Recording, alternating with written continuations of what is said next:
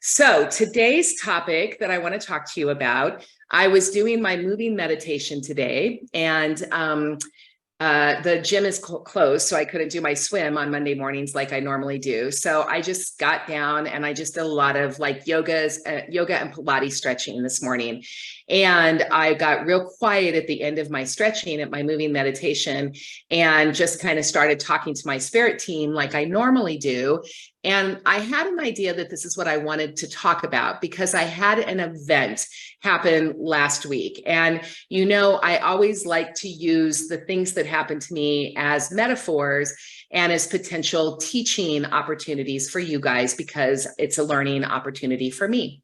So I checked with my team today and said, hey, what do you think about doing this topic today? And is this something that we should talk about? And will you support me on it? So got a thumbs up, double thumbs up, heck yes, let's do it, because setting boundaries is not the easiest thing for people.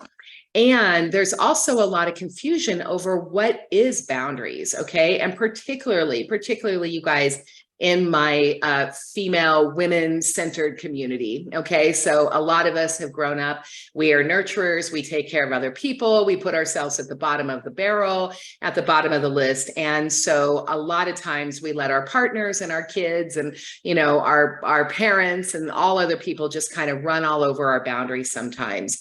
And it's just really common, okay? So that's why I wanted to talk to you about it, because I used to have this issue as well, okay? So I'm going to tell you a little bit about the metaphor or the story first. And I'm not going to go too much into the other person because it's not about the other person, really, okay? Last week, I ended up getting an email from my website that came in, and I don't normally get a lot of emails from my website, so they're kind of cold calls kind of thing. And I got an email from a gentleman that asked me if he could possibly just do a 30-minute reading with me as opposed to an hour reading, even though he is a brand new client. And I have a pretty hard and fast rule, you guys, that I only allow 30-minute readings for previous clients. And the reason why I have this pretty hard and fast rule about it is because the way I work and my spirit team works, right? And the way we work together is I am not an intuitive that will sit here and tell you what to do. Like, I don't should on anybody, right? Or, well, sometimes I should on myself, and I try really hard not to should on anybody else, okay? That's just not my style. It's not what I want to do. The way I work and the training that I've been doing for the last, 18 months with my, my neuro-linguistic programming training, my mental emotional release training, my training is really to be a spiritual coach, to ask the right questions, provide the right insight, hear what my spirit team has to say to lead you and guide you in the direction, but for you to find and tap in to your own truth. Now, if you read my website, if you go to soulstarmagic.com and you click on the very first thing it says that we are here to help you hear the whispers of your soul. We are here to help guide you towards your inner knowing and your inner truth. So when I got this email asking for me to bend a boundary of doing a 30-minute reading to a brand new client, it didn't feel right. And when I checked in with everything about it and checked into my internal truth, it did not feel right. So I wrote the gentleman back and I basically explained, no, I will not do only a 30-minute reading for a brand new client. And here's why. And then I just explained that, this is the way my team and I work, and we are here to help find the truth within.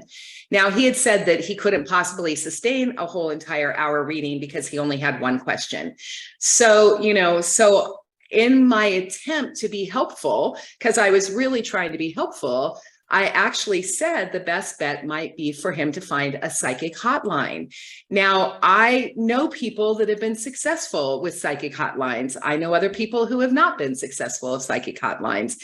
It's because it depends on who is putting together the psychic hotline. Do they require training? Do they, there's no certification to be a psychic, you guys. So, there isn't. And I'm like, however, most very good intuitives I know, including myself, I have other trainings. We have other skills in addition to our intuitive gifts and talents. So I just kind of steered him to a psychic hotline. and said, if you have one question and you just need one question, this is probably your best option. I am not your best option, right? So it's very interesting that I triggered this person. I mean, whatever I said triggered it big time, right? Just like massive trigger. And, he basically wrote me back that, well, I'm not going to say what he wrote me back, but let's just say it wasn't particularly kind. It was a lot of projection, right? That's what it was.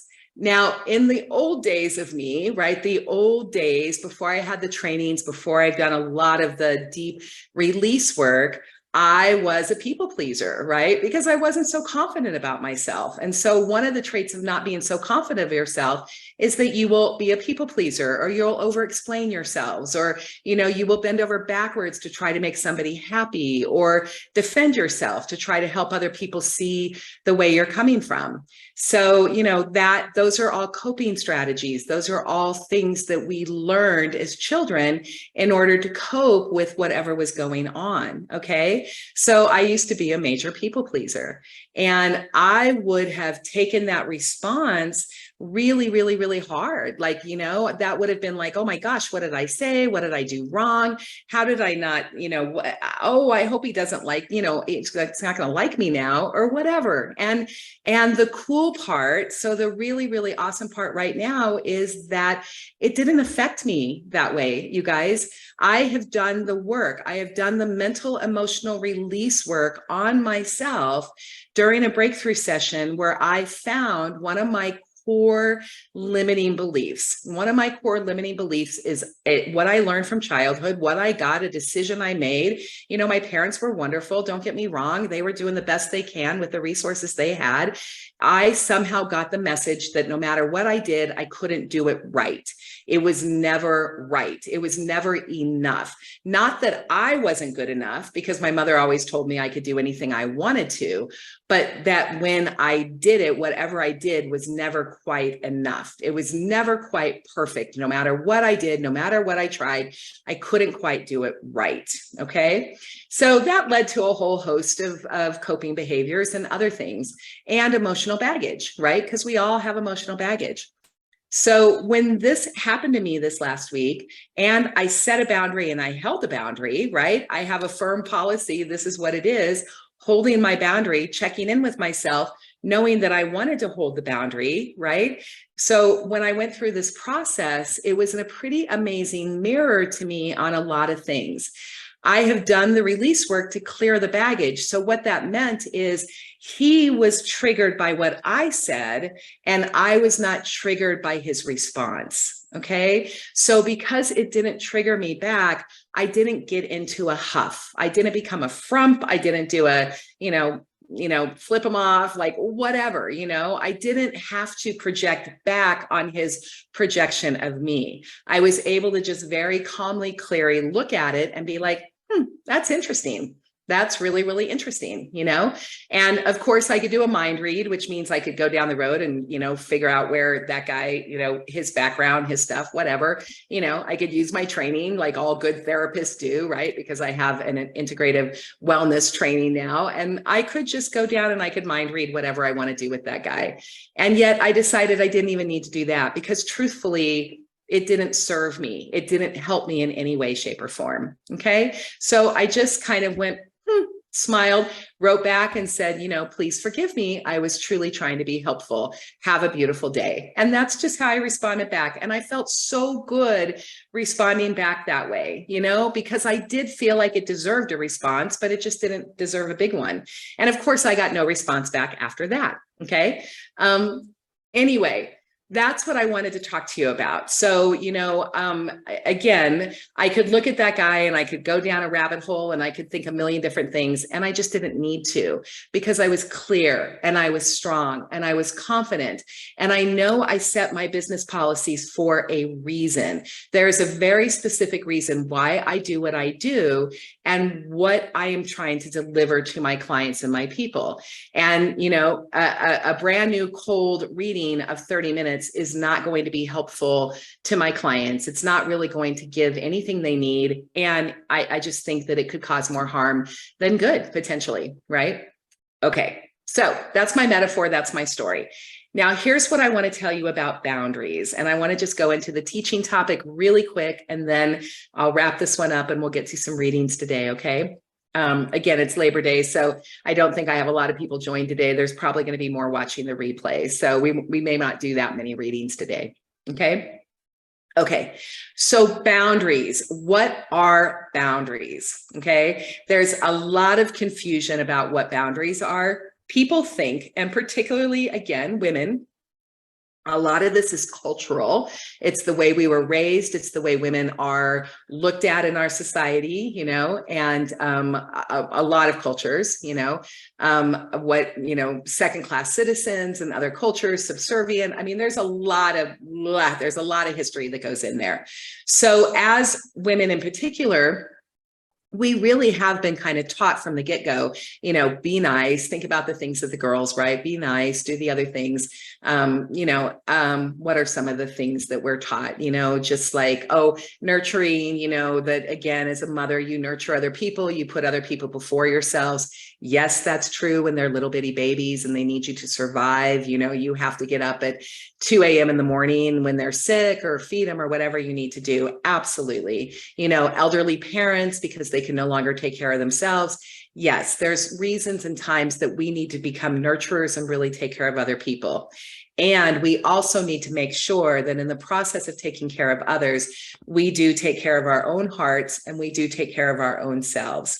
And so setting boundaries with the people who we're close to is really important.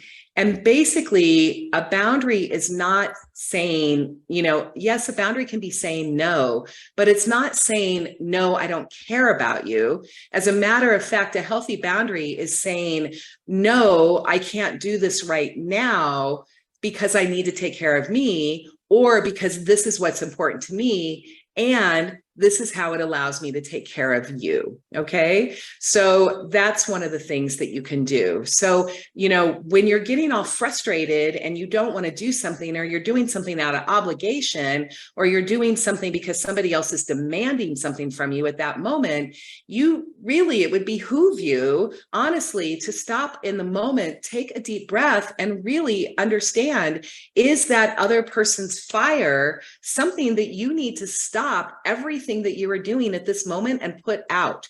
Just because it's their fire doesn't mean it's your fire, right? And if it is a fire, how big of a fire is it actually? Okay. If you are being required to step in and manage somebody else's fire, whom you love, it really would help to understand, how big of a fire is it? And are you actually enabling another person to not find their own resources, to not tap into their own selves, if you keep coming in and fixing everything?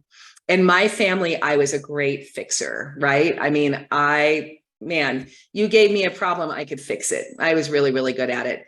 It took me until I was 35 years old to actually say to my mother, you know, man, it's going to be really hard. I'm really bummed that I'm always so good at everything that I do, because that means I always end up having to do it. I'm just going to stop being so good at everything, you know. And my mom got really frustrated when I said that. And not that I was so great at everything, but my mother would just allow me to do it, because she would say, Jennifer, you're so good at this. Can you just handle this for me? And it stroked my ego. And I was like, of course, Mom, I can do this for you.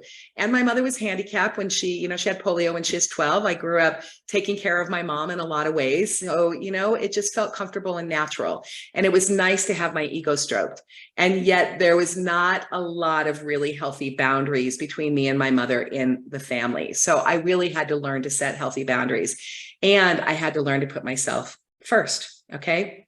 So here's just a tip for setting boundaries. So what are they? They are your needs and requirements. That's all they are. Boundaries are your needs and requirements. What do you need to show up for yourself in the best possible light? What do you need to show up for others in the best possible way? What is your intention for yourself and others? What is the end goal when you are going to help others or be with others? And how does it all work together? Okay. So, you know, just taking a step back and looking at those things and really figuring out where that is. Okay. So, you know, so that's just really, really important. And then the other thing about setting boundaries in relationships. So I'm working with a client right now in relationships. I've told you about her a little bit, not used her by name, but I've told you a bit about her. And we are really working on setting boundaries in a relationship right now. Now it's a brand new relationship and she's madly in love, right? So she doesn't really want to set boundaries because she just wants to be with her new partner all the time. And yet, as they continue to be together, they're going to continue to learn each other and they're going to need to set boundaries.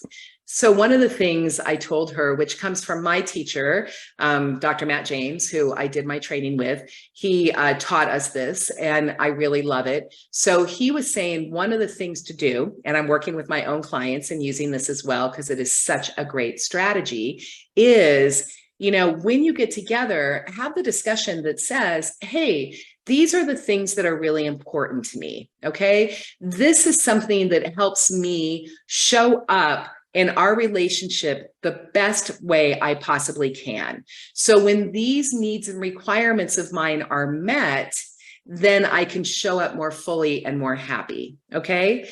And what can I do? Can you please tell me what your needs and requirements are? So I can show up for you in a way that will help you. So it's really a win-win. Okay.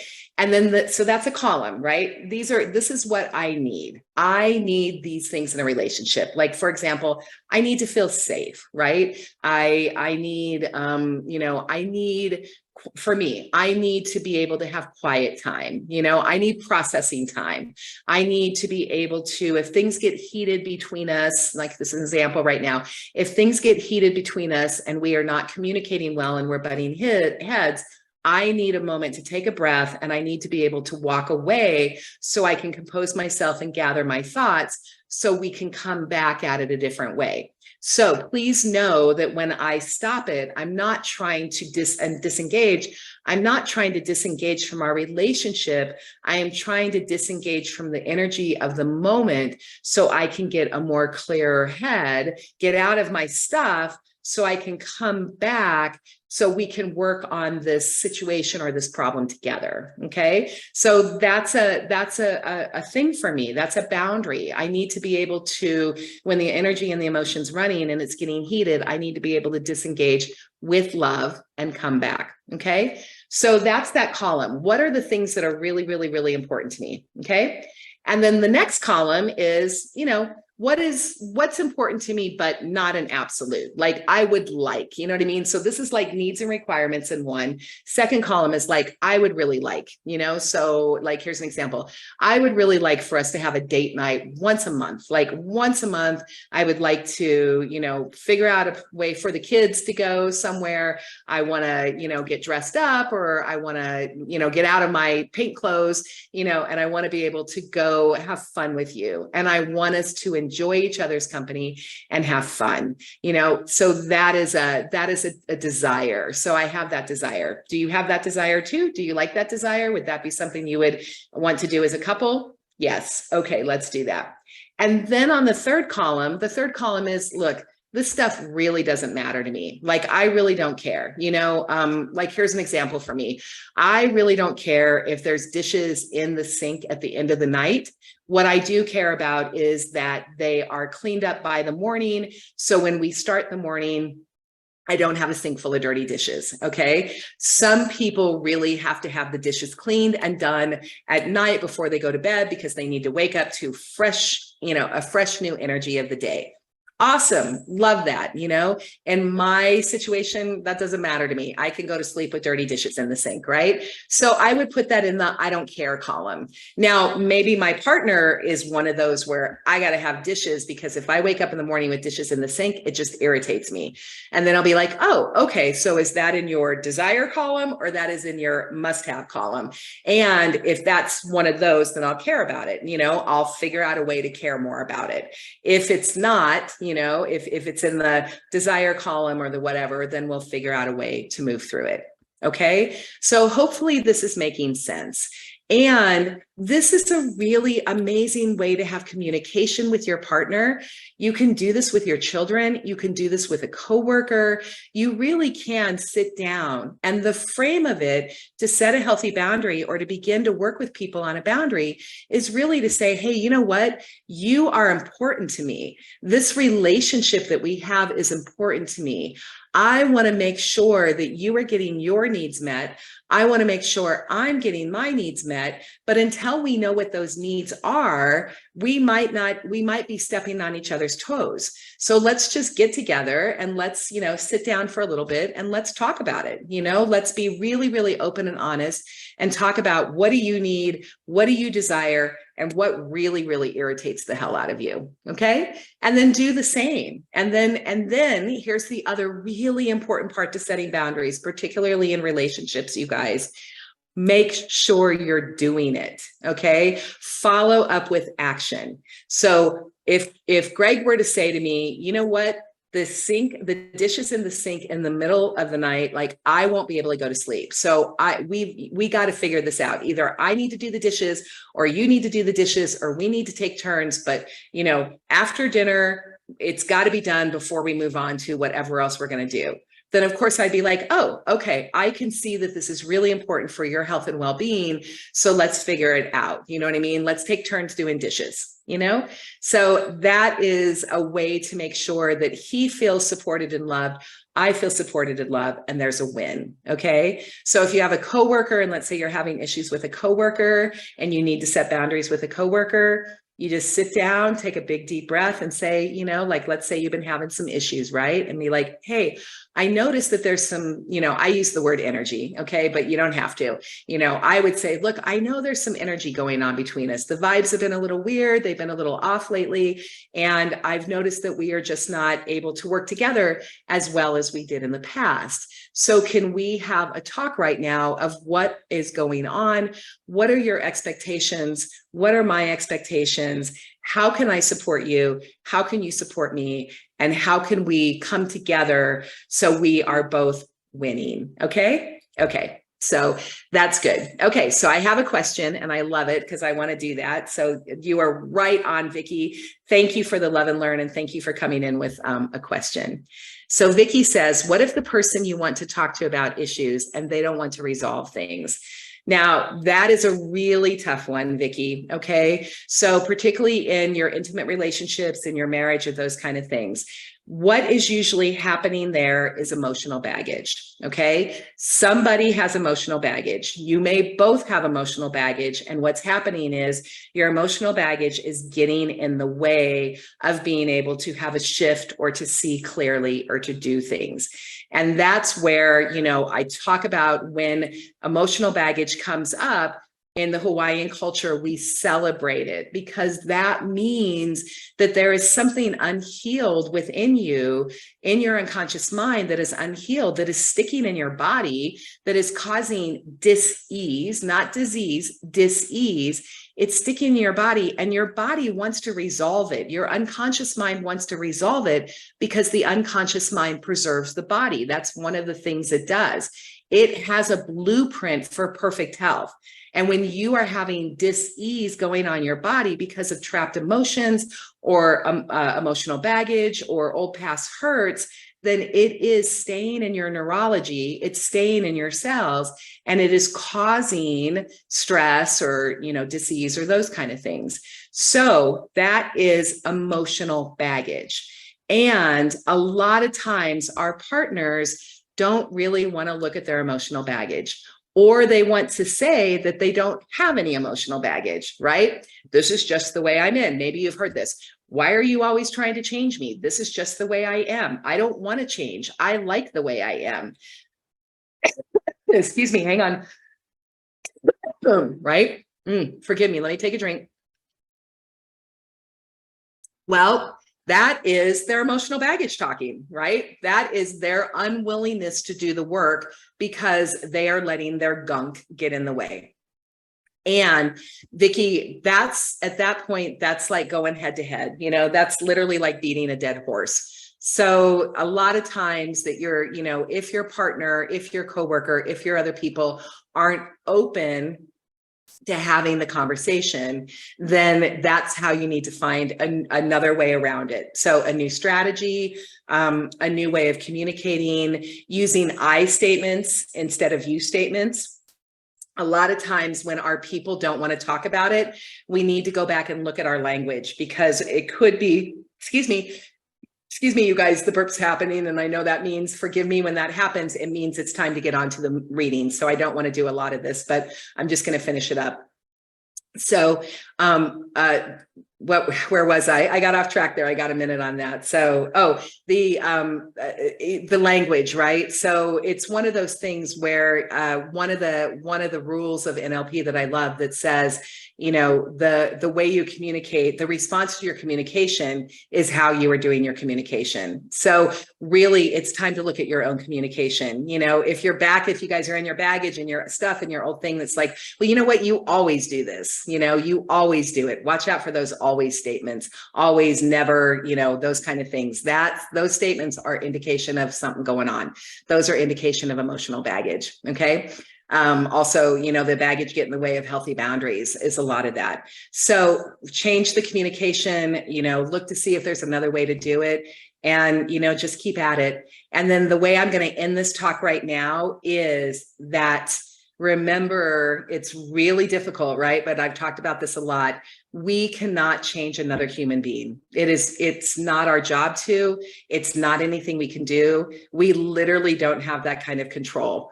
Remember, it is hard enough to be us, let alone for us to change other people, right? It's just enough. That is enough of a job in this life to grow up and learn who we are, find our purpose, find our passions, live our passions, you know, deal with our stuff, you know, and just try to be the best human we can be. That's a big, big job to do.